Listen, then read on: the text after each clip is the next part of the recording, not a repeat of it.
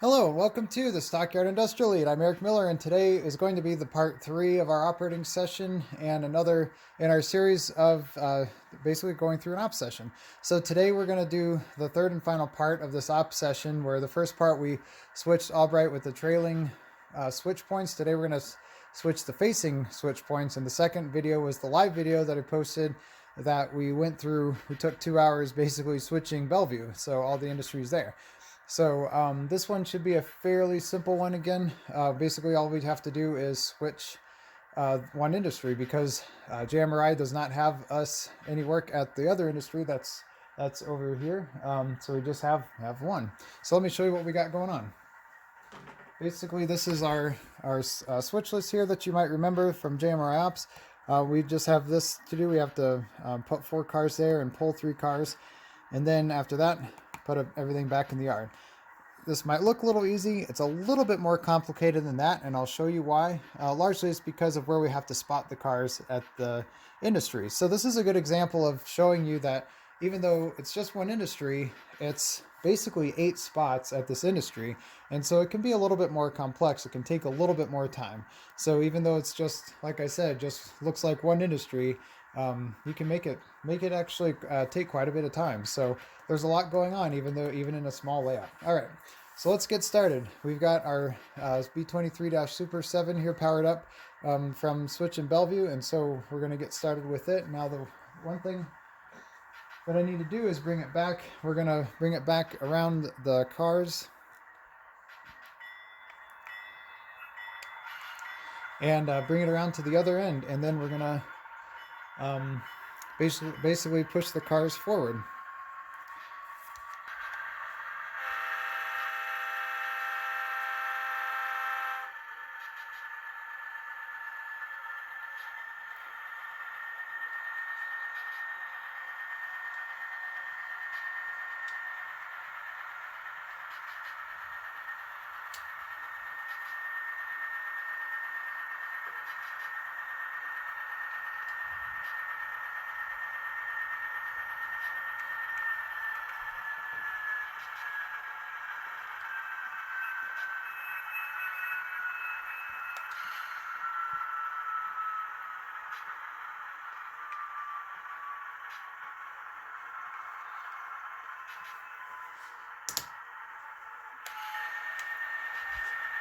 Alright, so after crossing, reverse shoving through Washington Street, here we are down at the southern end of Albright, and we've got the standard distribution industry in the back where we're going to be focusing most of our work on. And then this industry to the left is Metropolitan Utilities District that we're not doing any work at today. The switch already has been unlocked because we were using it before, as you can see there. So I'll just back up.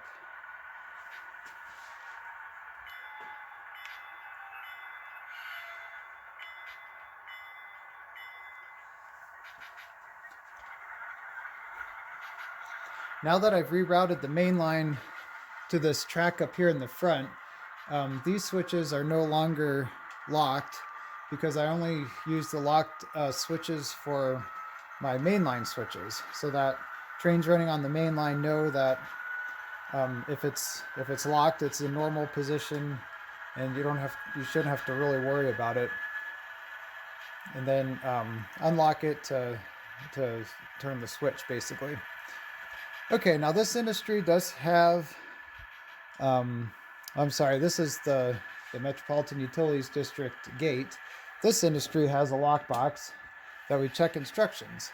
Now, since this isn't a real op session, I'm just doing it for myself. I didn't put any instructions there, but we'll go ahead and unlock it anyways and go through that step.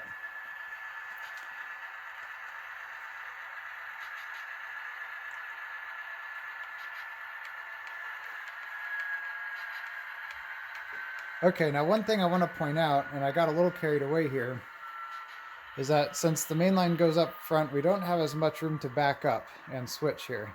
So I've got this little spur staging track that goes off just behind the depot, And so we've got maybe another car length to work with. So we can ideally only fit these 4 cars through here. So we need to think about that. So actually what I will do in hindsight, this is the first time I'm switching this, so it's still a little new to me. But in hindsight, I think what I'm going to do is make the poles first. And so I'm going to go back and drop these cars off on the main line so I can do that. Okay, so as you can see, we left these cars off here that we're going to spot later. We're making our poles right now. And we've also opened the lockbox here. You can see there's no instructions. So like I said, I'm just doing this for myself. But this would tell us exactly where to place them. We need only 3 of these cars in this train that we're pulling. And so the reefer there, the SPSF Western Fruit Express, is the one that we have to drop off. So we're going to do this systematically. We'll leave the green car off. We'll put this one back. And then we'll take the other 2. Now this should work out pretty well because, as I said, we've got room for 4 cars back here on this staging track. And you can see where I took out the 2 padlocks for those switches that I no longer need. We'll start slowing down so we don't run off the track. And this is the perfect length for this work. When I cut the track off, this is exactly how I had it planned, where you would actually only be able to do a certain amount of cars, but I wanted it long enough so that you could actually do a certain amount of cars and that it wasn't too hard. I'd try not to make things too hard or tricky for the crew, right? So, because otherwise you don't want your crews to get frustrated. You want them to have a pleasant experience operating. You shouldn't be into creating really tricky puzzles and that sort of thing. Just adding realistic operations is what I try to do.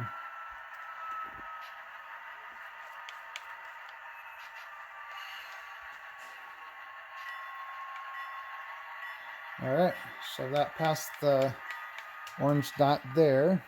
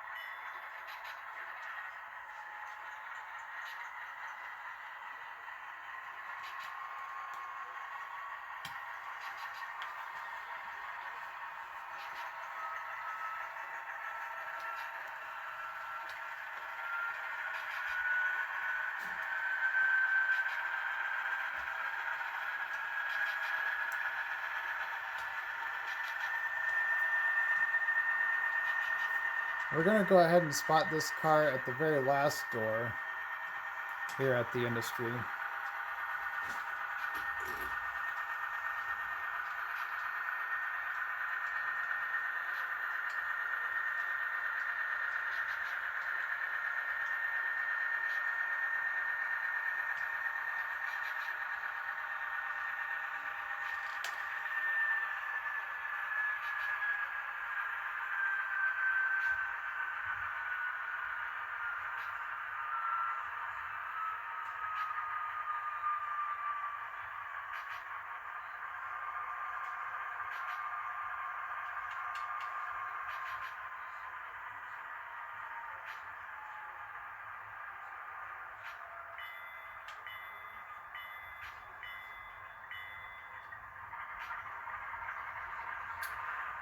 Perfect.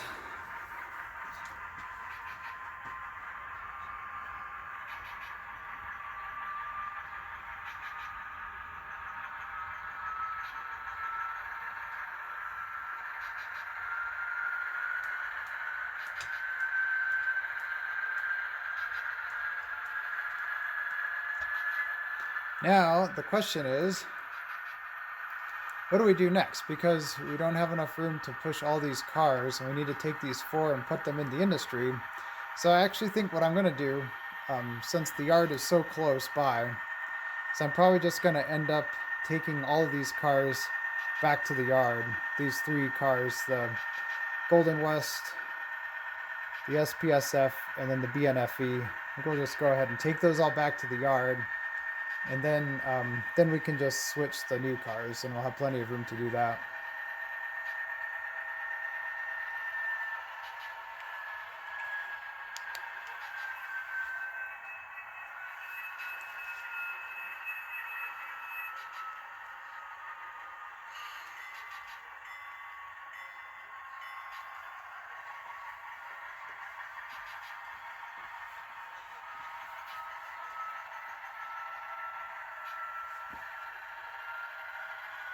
Now, I suppose another option would be, let me think about this. Maybe this is what I should do instead. Actually, yes. Let me just do this. Changing my mind. I'm gonna go ahead and put these cars in the the back track.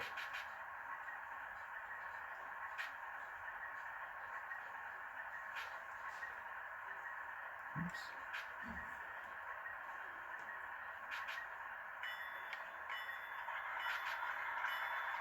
Okay, so yes, what I'm going to do is put these cars into that into this front track here. I'm going to move these a little bit for now. We'll just let those hang out there while we switch the other 3 cars into the track closest to the warehouse. I think that'll work out well, and then that way we don't have to go all the way back to the yard.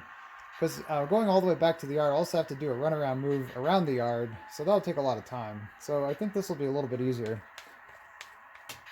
This is one of those things that I really think would be interesting to see how my crews do this if they were over here.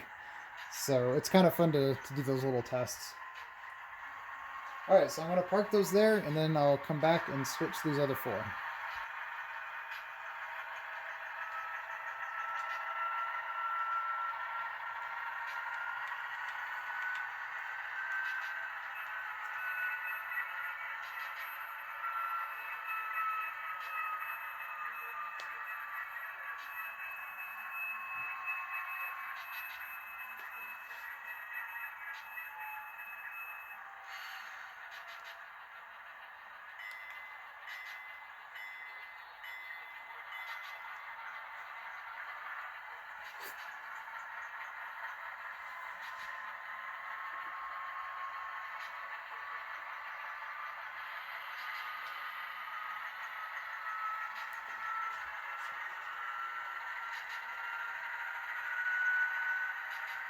Alright, let me get you a little bit closer to the industry there.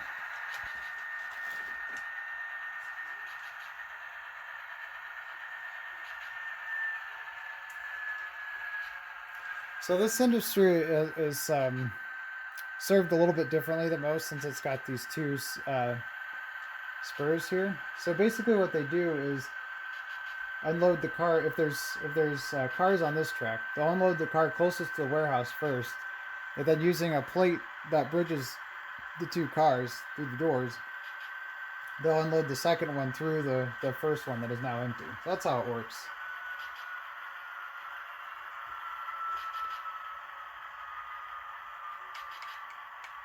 I kind of like doing that because you can have a little bit more volume at an industry. So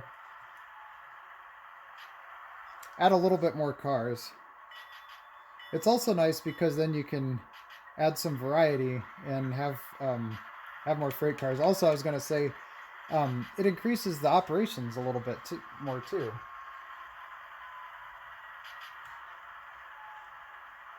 Because now you're doubling the car spots that you have.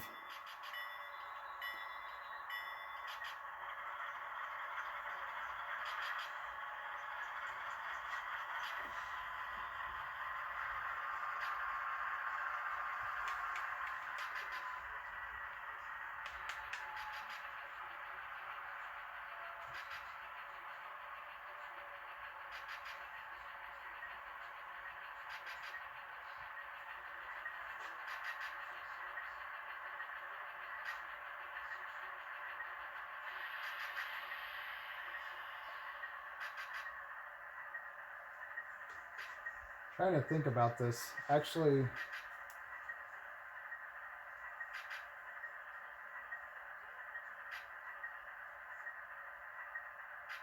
Yep. Okay, I'm going to change my mind again. It'd make more sense. The customer would probably want this car like back at this bigger door. So I'm going to switch these out and then move this car up here and then have the other car there and then have the three kind of smaller box cars in the back. Okay, sorry about that. But part of the fun of switching is figuring this out. And especially since I'm doing it myself. All right, I'll jump ahead a little bit here as I'm redoing this. Okay, so here we are. We're back. We just spotted this large car here at the door where I think the customer would rather have it.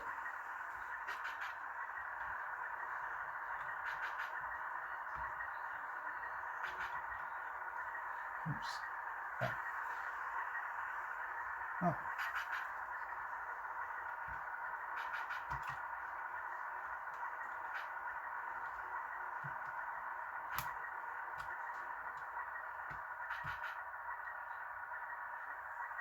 All right, the tight space really adds to the challenge as well.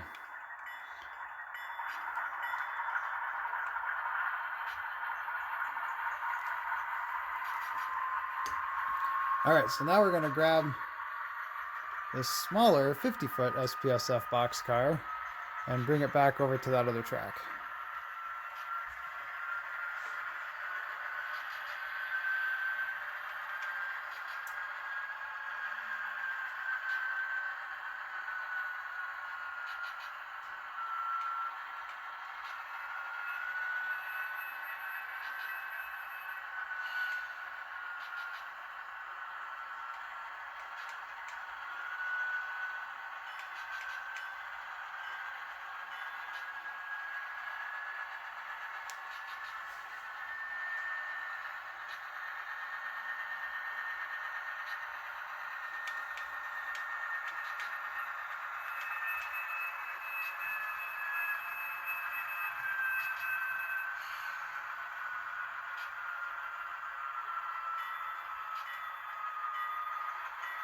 Came in a little too hot on that one. Okay, now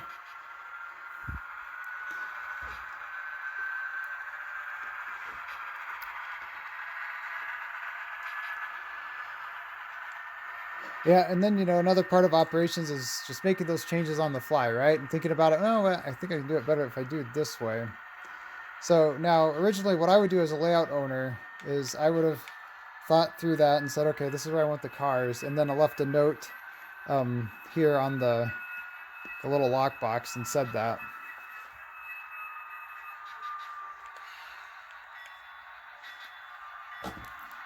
So that way the crew would know this already, where to put these cars. But like I said, since I'm doing my own op session, I kind of think of these things as I go along and well, no, actually that big car would make more sense if it was over there.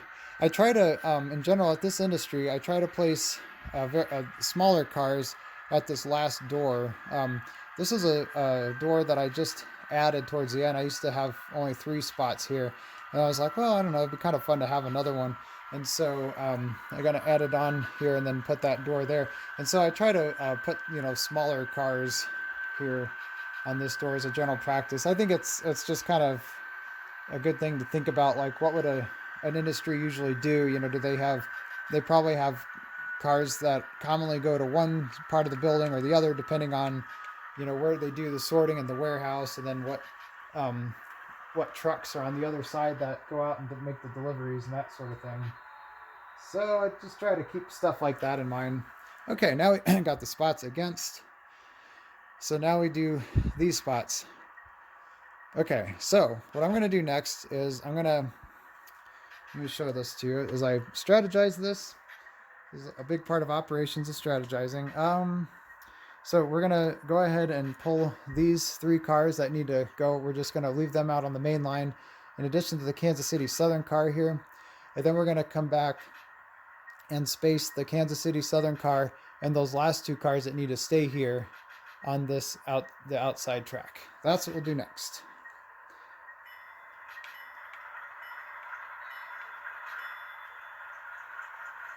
All right, so now we've got our 3 cars that need to go back to the yard up here on the main line. And I already went ahead and spotted that TP&W car and the Powder River and Chugwater car. as I was pulling these cars out of that track. So now we have to do is spot the Kansas City Southern car, and we're basically done. We just have to bring the cars back.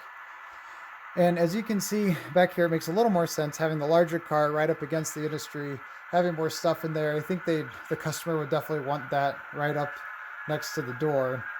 And then the smaller Powder River and Chugwater car makes more sense to be the one that is switched through the larger car with the bridge plate. I mean,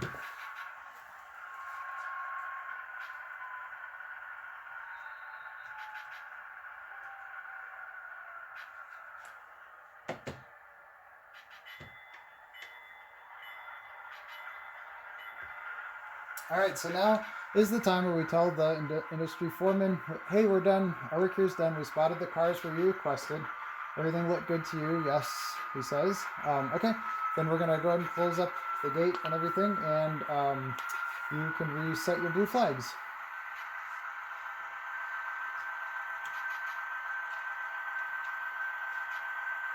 Great. Now the nice thing is this new turnout here, new number 6 turnout, worked pretty well. So that was good, a good test. And we didn't have any issues with after we've done the ballast work here. So that's also good. So I feel a little more comfortable after doing this whole session myself for having actual, guests coming over and operating. So that's the next step. It's one thing to operate yourself and you feel pretty comfortable with your own layout, right? It's another thing when you have guests come over and operate because they'll do things differently and they'll find other flaws that you may not have even thought about, or they might go to different parts of the layout that you might not usually go to just because of you do things differently. Like I said in the last video when I started out, I like to do things where I just bring a part of the train out and switch a couple industries and bring another part. And there's some people who just bring the whole train out. And so by doing that, you might discover some different things with the layout that might need to get fixed or adjusted. So you can make those adjustments between op sessions.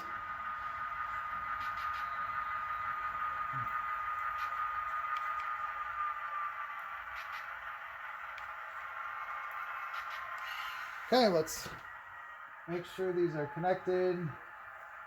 Connect the hoses. We're going to put our end of train device, Fred, on the end here. Lock this box up.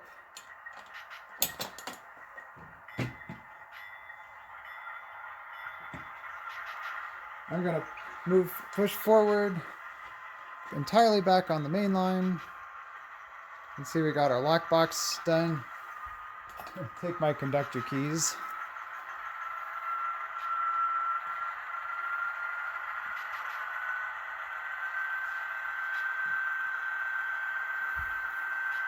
Got a blue flag fall over here. Set that back. Oops. Set that back up.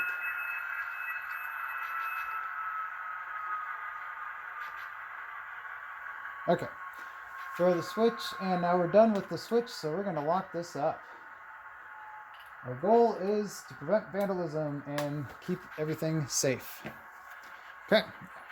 Asset protection is a priority on this railroad.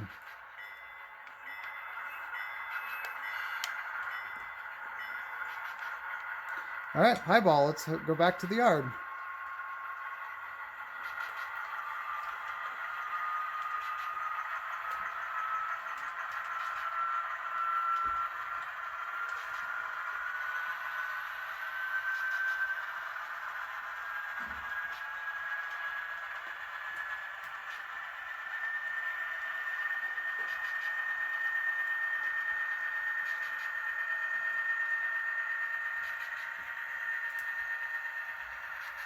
Okay, back at the yard, we've got our 3 cars here, and then I've also added the TP&W car from the first part of the op session. So we've got our track lined up for the SPSF interchange, and then this track lined up for the UPBN interchange. That's basically the last step, is to kind of get that yard switched like that. And then we've got our switches lined back for the main, and padlocks are closed and locked.